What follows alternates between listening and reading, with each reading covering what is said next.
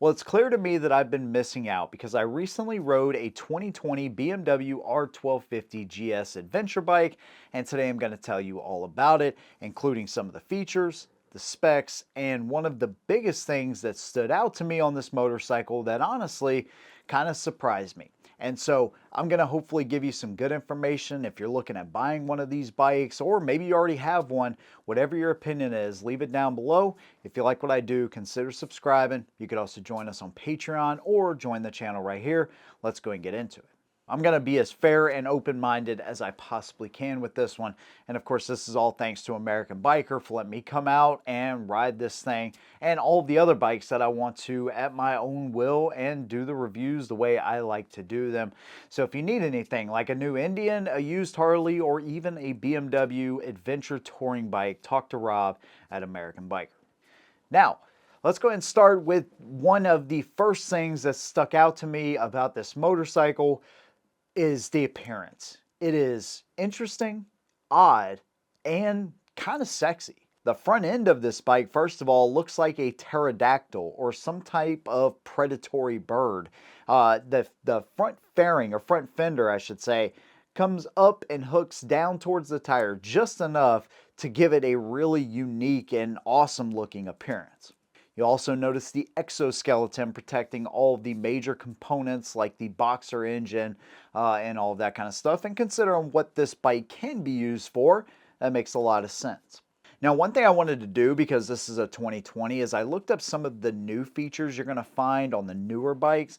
So that way, maybe some of this information you can use it and be like, okay, well, I could save a bunch of money on a 2020, or there's some features you're like, man, I really want that, and then you could go with a 2021 or later. Now, when we start up at the front, the first thing you'll notice is that X-style headlight. It looks really good. As far as the functionality, I don't know. I didn't ride this thing at night, but you know, BMW owners out there could probably speak to that. I know aesthetically, it looks pretty cool though. Turn signals on either side of that. Of course, I already talked about that front fender appearance, along with, of course, the adjustable windshield, which has a little knob on the inside. You can bring that up or down. On the front, we have semi-aggressive tires. We have a 19 in the front, 17 in the rear, dual disc up front, and a single in the rear. We have a 7.9 gallon tank, so the range on this bike is going to be really impressive. I think I rode, or I think I read that it's going to be, you know, well over 300 miles is what you should get to a tank with a gallon in reserve. So that's pretty freaking awesome. And then 591 pounds with the bags that you've seen on it. So in my world of cruisers and big baggers, this is actually fairly light. Now, I've never lifted one of these things out of the mud, so I can't speak to that too much. But like I said, in my world, that is a fairly light motorcycle, especially considering what you get. Now, the other thing that you will notice, or at least I notice because I am vertically challenged, is the height of this motorcycle. Of course, that's needed because, again, of what this bike can do. You actually have 8.3 inches of travel in the front. You have 8.7 in the rear. That leads to a 35-inch seat height, and at 5'7", there's no way I'm flat-footing this motorcycle. Of course, there's some seat options, and so you could obviously, you know, bring it down a little bit, but you don't want to negate your ride height. Now, of course, that has no impact while we're riding. I just put my left leg down and leaned it over a little bit. No real problem there. Fortunately, it's light enough, so if I had to back it up, I probably could do that, or just kick the wife off the back and have her drag me into the parking spot or whatever if I need to back it up.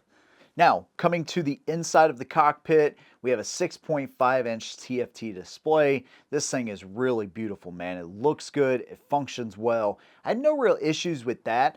Right above that, you'll see that Motorrad navigation system from BMW. This I did have some issues with. I tried to connect my phone so y'all can see how the navigation works, how quick it is, all that good stuff. And it just stayed in this like automatic trying to pair with my phone mode.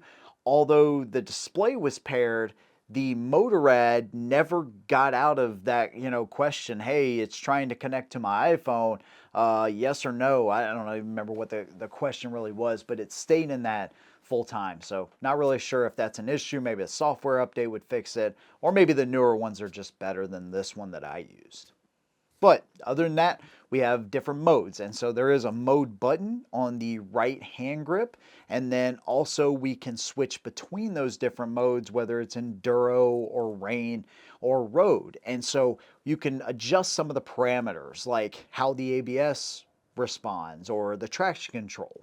We can also adjust the throttle response and, set some of those parameters depending upon the mode that you're in.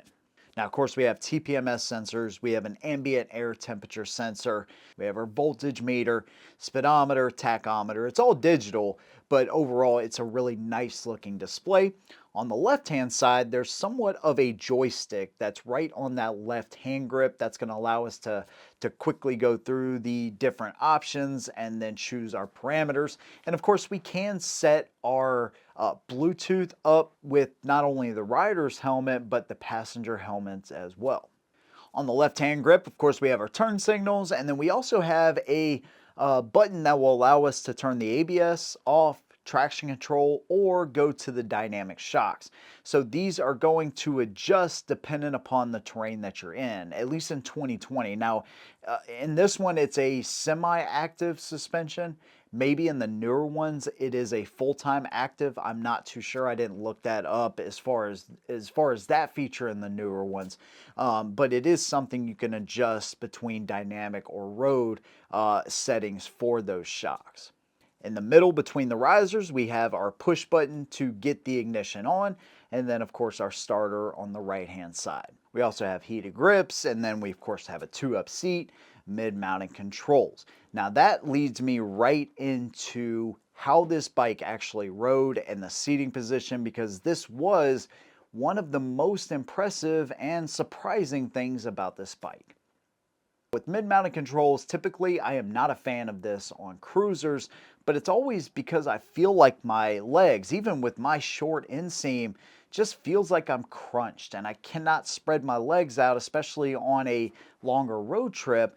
But on this one, I feel like the bike is tall enough. I feel like the way the bike is designed that I could at least feel comfortable in that position for, maybe not an extended amount of time, but it's kind of hard to do anything with it, right? Because that boxer engine sticks out like a sore thumb on both sides.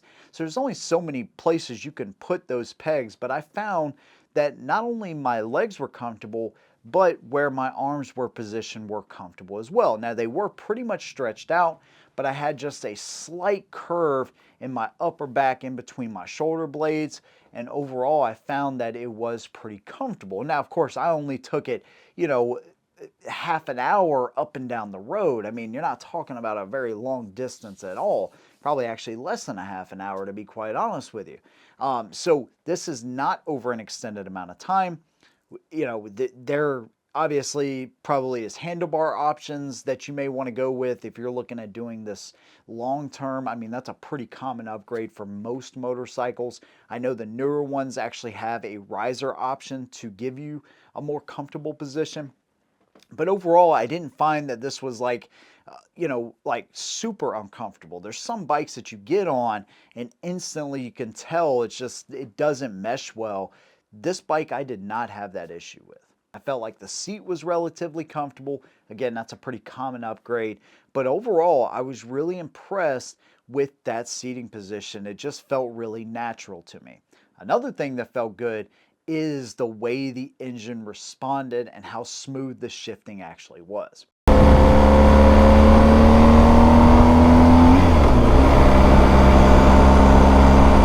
you're talking about 136 horsepower, 105 foot-pounds of torque. That's nothing to sneeze at, especially at 591 pounds.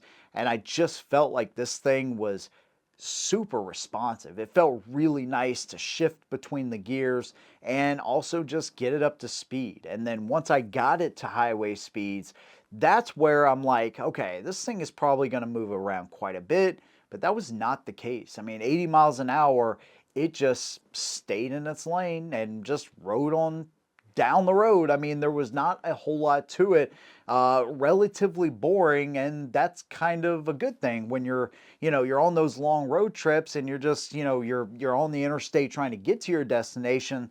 Those are the roads I hate the most. I hate the interstate. I hate those long roads where there's just nothing to see. And I don't know too many people that are like, yeah, I absolutely love interstate driving. The back roads is where it's at.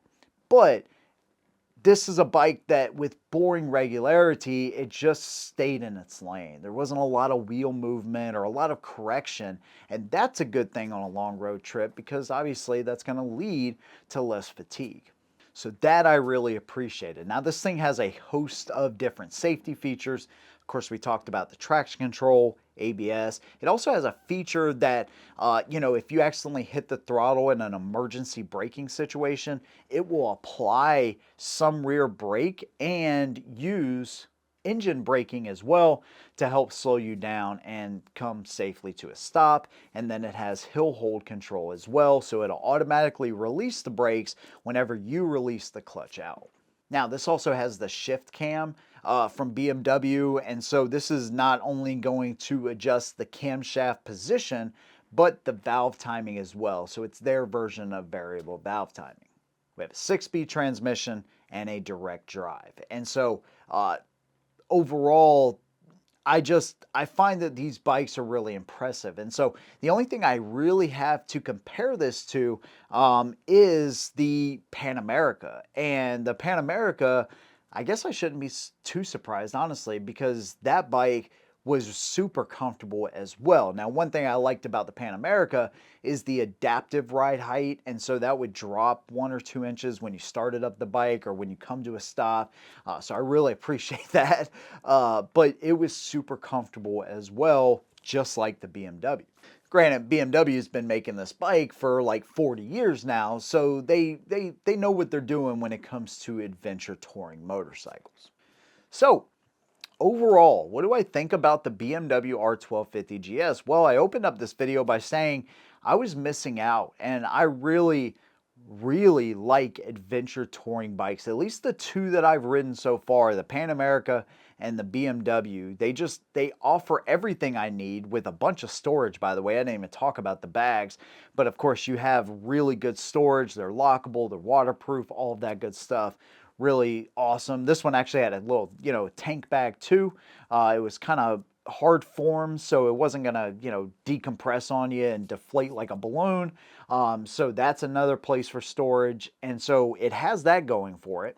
I'm sure there's companies that make some type of, not forward controls, but a riding peg that will allow you to change your leg position, your feet position when you're on those longer road trips. So I'm sure that can be figured out. Anybody that has a Bluetooth helmet, which is most people these days, you can listen to your music on those longer road trips as well with the Bluetooth connectivity. The only issues I really had was the permanent connectivity pairing mode that the Motorrad navigation system was in. Other than that, I found this bike did a really awesome job. But of course, I only did a test ride on it, and so I didn't do a long distance review.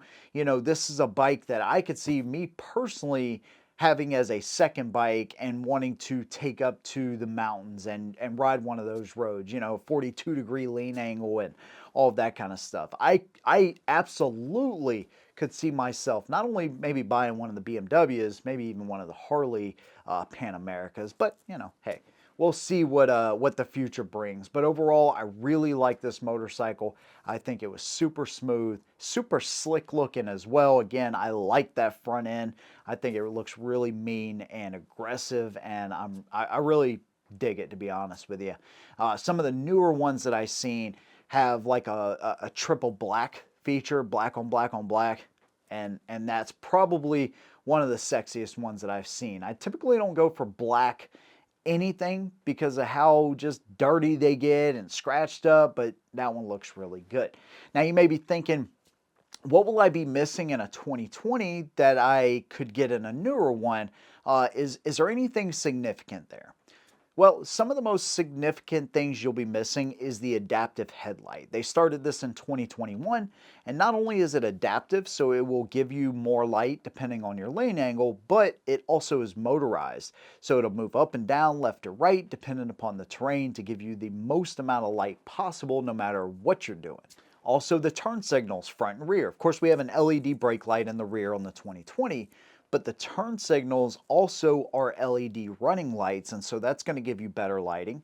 Of course, LEDs, when you turn your turn signals on, are going to be brighter and easier to see and replace the halogens that they used in 2020. So the lighting, much better on anything 2021 and up. You're going to get additional riding modes with the eco mode. So I think you have a total of 7 riding modes on the new ones. You're also going to get a heated seat, not only heated grips, but you'll get a heated seat on the new ones. And of course, a little bit higher price. I mean, that's pretty much all you're missing. I think the coolest part for me on the newer ones is that adaptive headlight and the swiveling capabilities of it. And of course, having the upgraded turn signals and stuff. The turn signals can be upgraded no matter what kind of bike you get, but either way, that's what you'll be missing. So maybe a 2020 is worth saving some money. I mean, I think this one I rode had 7,000 miles and it was 17,500 or something like that. So that's a pretty freaking good price for the motorcycle that you're getting. So I think overall this bike was well worth the money and a pretty awesome used find that I got to ride at American Biker. That's my opinion of it. Of course, I'd love to hear from y'all, especially you guys that have been riding these things, man. What is your opinion of the 2020 specifically? You can leave me your opinion of the R1250 GS Adventure. Maybe you're like, hey, the 1300 GS is the way to go. Whatever your opinion is, leave that down below. Again, if you like what I do, consider subscribing. You could also join us on Patreon or join the channel right here. Big thanks to you guys. See you in the next one. And as always, hold 'em down.